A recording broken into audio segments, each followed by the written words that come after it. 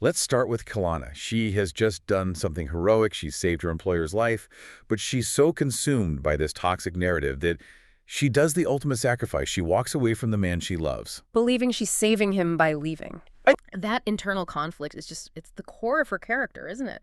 Shalana's initial state is one of just profound internalized guilt. She saved her memsahib's life. The lady of the house, right? Yes, the respected mistress of the house. But she still sees herself through the family's tragedy. She literally calls herself the poison and the killer woman. It's fascinating how that toxicity was, put on her, and then she just absorbed it. She lives in this massive family estate, the 𝐊𝐷𝐿, but feels like an outsider polluting the well. And you have to remember the weight of the traditional structure here. Oh, absolutely. Her connection to Karan has only caused chaos in that really rigid environment of the 𝐊𝐿𝐷. And that's why she leaves. Precisely. She insists on leaving because she truly believes her presence just causes pain. But here's the crucial part. While she accepts the blame for all the suffering, she absolutely refuses the biggest accusation. She swears she is innocent of killing her 𝐊𝐷𝐿. Her brother-in-law. The very person her family holds her responsible for killing. So she's accepting the role of the outcast, but she's defending her own integrity to the very end. So she tries to just vanish, telling Karan he can't look for her. But of course, this is Karan we're talking about. He immediately starts a frantic pursuit. Yeah. And the details from the search, they really highlight just how desperate she is. The sheer vulnerability of her escape is, it's pretty shocking. How so? Well, she's trying to disappear into this huge city, but she didn't even have enough money for the full taxi fare. Wow. She had to get out early, which is actually how Karan finds her. He gets a tip from the taxi driver who pinpoints her location near Bekos DR Street. She's hiding in an empty house, a place borrowed from a friend's grandfather. She is literally out of money, out of options, just relying on borrowed time and space. So she's trying to find peace by just isolating herself. Yeah. But while Ceylan is running from this threat, the sources immediately pivot to a parallel storyline. And it shows another woman, Layla, being forced into a sacrifice of a completely different kind. And this transition is so important because it shows us two different faces of love and duty. Ceylan sacrifices her happiness for her, her perceived duty to Karan's family. Layla sacrifices her entire future for her love for Ferret. And the person forcing her hand is Mehmet. He's just recovered from a coma, and Ferret, who is Layla's fiancé, is currently out on judicial control, thinking everything will be fine. Right. He's confident the charges will be dropped once Mehmet, the so-called victim, gives his statement. What Ferret doesn't realize is that Mehmet is using his victim status as a weapon. He's totally exploiting the system. He's telling the police, Ferret did this and he tried to kill me. This isn't about justice for him. No, not at all. It's about power. It's about control over Layla through pure blackmail. It's terrifying. He weaponizes Ferret's freedom and gives Layla this absolutely extreme ultimatum. Marry me and I'll drop the charges. Negotiation is it's so disturbing. What does he even offer her? Oh, he offers her the world. Security, power, wealth. He promises her a life like a queen if she says yes. But it's an empty promise. He knows he's asking for her soul in exchange for Ferret's freedom. And she resists at first. She does. She's heartbroken. She tells him flat out, I don't love you. But the fear of Ferret going to prison, it's just too much. It's overwhelming. And that's the pressure cooker moment. She accepts. She agrees to marry him under duress. But what really struck me was the small thing she negotiates for, her last little piece of control. She asks for one day. Just one day. Just one single day to say goodbye to Ferret. And that request, it just signals how final her choice is. She is literally signing away her life, acknowledging that after that one day, her future with Ferret is completely over. She's choosing a prison for herself so he can be free. And the tragedy is Ferret has no idea. He's completely unaware of this bargain, just trusting that the system is going to clear him. It really shows how quickly an innocent person can be destroyed when a manipulative figure like Mehmet decides to leverage his own victimhood. And if we tie this back to the bigger picture of the show, it raises a really important question. When does family duty go too far? We see Layla's sacrifice driven by love, but then we pivot to Seema, Karan's mother. And her actions are driven by this really destructive sense of family duty. A duty that, in her mind, requires Ceylan to be completely erased. To Seema, Ceylan is just an obstacle, a persistent obstacle to her son's happiness and, the integrity of the 𝐊𝐿𝐷𝐿. Her first scheme was a kidnapping plot. Right, just get her out of sight, and more importantly, away from Karan. Exactly. Her initial plan was to use external threats to maintain her internal control. She hires this man, Amit, to find Ceylan and take her far, far away, specifically to her estranged father, 𝐊𝐔𝐌𝐀, in Urdu. And the instructions are very specific. Crucial. Keep it a secret from Karan and the police and make it look like Ceylan went on her own. It's all about plausible deniability, protecting the family's image. But just banishing her isn't enough for Seema, is it? We see this horrifying escalation in the source material.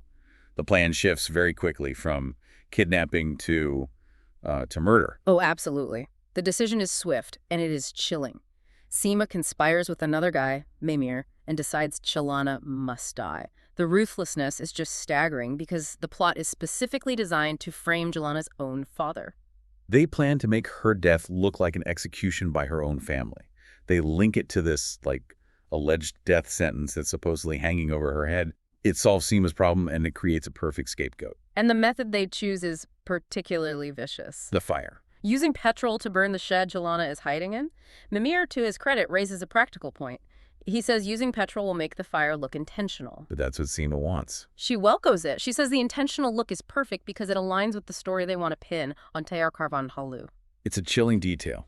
Karan's own mother plotting to kill the woman her son loves, not just to protect the family, but to solve her own political problem with Ceylan's father. And this whole destructive conspiracy is unfolding while Karan and Ceylan are, for the first time, having these fragile moments of peace together. Yes, because Karan finally finds her in that empty house. And despite her protests, I'm not your prisoner, I want to be alone, Karan refuses to leave her. He doesn't see her running away as a choice he should respect, but as, a dangerous symptom of her trauma. He essentially throws down this gauntlet of commitment. He tells her, I will not stop running after you until you stop running from yourself. And he insists they'll stay hidden there, together, in this little borrowed sanctuary, until things cool down at the 𝐊𝐔𝐌𝐀. And this commitment, it leads to some incredibly poignant and honestly kind of hilarious moments of domestic life, especially given the stakes outside. Totally. Karan brings her clothes and in this great symbolic gesture, her diary. But he promises not to read it. He's acknowledging her need for a private self, even as their fates are so tangled. The irony is fantastic. They're fugitives hiding from a muddle plot, and what's their first challenge? Figuring out what to eat. Right.